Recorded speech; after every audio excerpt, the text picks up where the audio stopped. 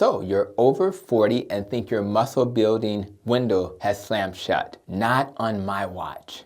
On a well-done carnivore plan, the right protein dose, a simple lifting routine, and real sleep can flip your biology back to build. Today I'm going to show you how to time your protein, how much to eat per meal, and a minimalist lifting plan that works for busy adults who want strength, not just scale tricks. Hi, I'm Dr. Tony Hampton, an obesity and family medicine doc who treats root causes. I want you metabolically healthy, strong, and confident enough to carry all the groceries in one trip. Yes, lions don't lift. And yes, some folks have great genetics. But in clinic, I see the same bottlenecks over and over. Not enough protein per meal, not enough tension on the muscle, and sleep and electrolytes playing hide and seek. We fix those, and your body responds at any age. Think of muscle like a bank account. Deposits are muscle protein synthesis. Withdrawals are breakdown. After 40, the teller gets a little hard of hearing, so your meals need a louder protein signal, and your training must give the muscle a reason to grow. The loudest part of the signal is leucine. It's the doorbell that tells mTOR, the job foreman,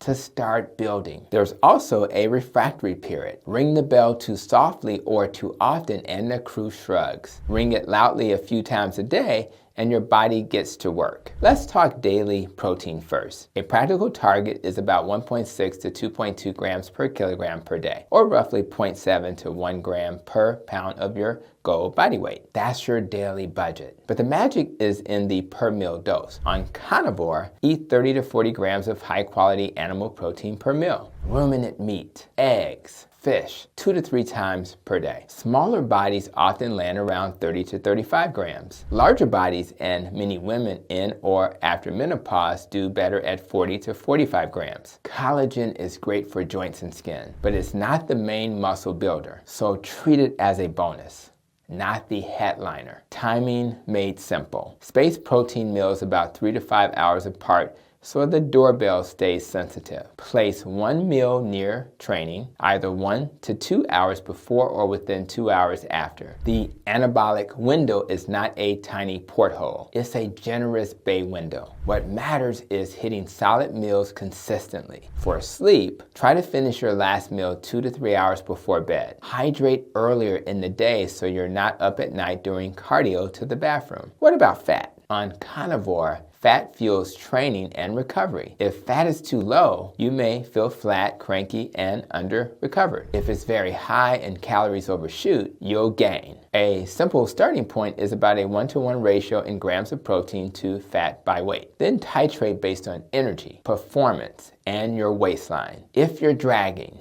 you may need more total calories or salt. If your waist is expanding while your lifts aren't, you may need a slight calorie pullback or more steps on off days. Supplements and micros kept tight. Creatine works. Red meat provides some, but most folks benefit from 3 to 5 grams a day. It helps with strength, power, and even cognition. Electrolytes matter on low carb. Salt your food generously. Potassium from meat and seafood helps, but consider a magnesium supplement if you cramp or have trouble sleeping. Eggs, seafood, and a touch of liver bring B vitamins, zinc, iodine, and selenium. Nutrients that quietly support hormones and recovery. Let's build the lifting plan. 3 days a week, full body. That's it. Think movements, not muscles. Squat, hinge, push, pull, and carry. Do 2 to 3 sets of 8 to 12 heart reps per exercise. Stop with about 1 to 2 reps left in the tank. That keeps you safe,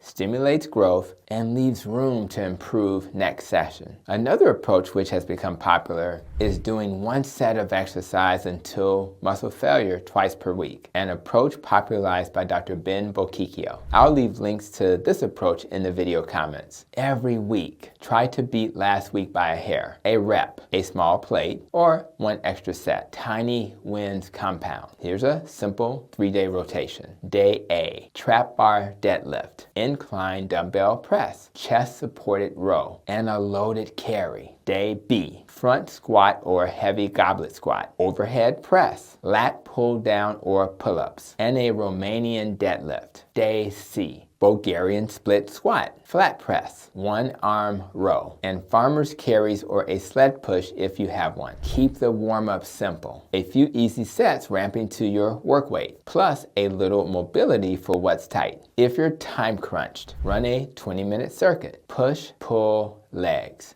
2 to 3 rounds with intent. Consistency beats complexity. Form first, ego second. Use a controlled lowering phase. Push the floor. Brace your trunk. And keep your ribs down when pressing. If a joint complains, swap the exercise, not the goal. Machines are fine to learn patterns or protect the joint, but don't hide on them forever. Free weight patterns teach your body to move like life demands. If you train at home, a pair of adjustable dumbbells and a sturdy bench can take you far. Recovery is where the gains cash out. Sleep 7 to 9 hours. Growth hormone loves darkness. Keep the bedroom cool, quiet, and boring. Manage stress because high cortisol steals your deposits. On off days, move. Steps, sunlight, and easy mobility keep blood flowing and joints happy. If you're new or coming off injury, get a clearance and start with lighter loads, higher control, and fewer sets. If you have blood pressure or heart issues, keep your clinician in the loop and progress steadily. A word for the ladies in and around menopause. Anabolic resistance is real and is conquerable. Aim toward the higher end of per meal protein, often 40 to 45 grams. Popularize resistance training and make friends with creatine. Lifting preserves bone density, steadies blood sugar, and protects the brain. Progress may be slower, but it's steady, and strength is freedom. Here's a quick start checklist. 3 lifting days per week. 3 to 4 protein meals of 30 to 50 grams each. Daily electrolytes. Sleep like it's your new side hustle. Log your lifts and beat last week by a little. Do that for 8 weeks and tell me your posture, energy, and confidence didn't change. Let me tackle 2 common questions before we wrap. Do you need carbs to build muscle? No. Protein provides the signal and the bricks. Your body can make the small glucose it needs. Now, it's true that some people enjoy a pre-workout honey or fruit and feel great. Others feel sleepy. If you're a carnivore, you can build without it. Second, will fasting kill your gains? Long,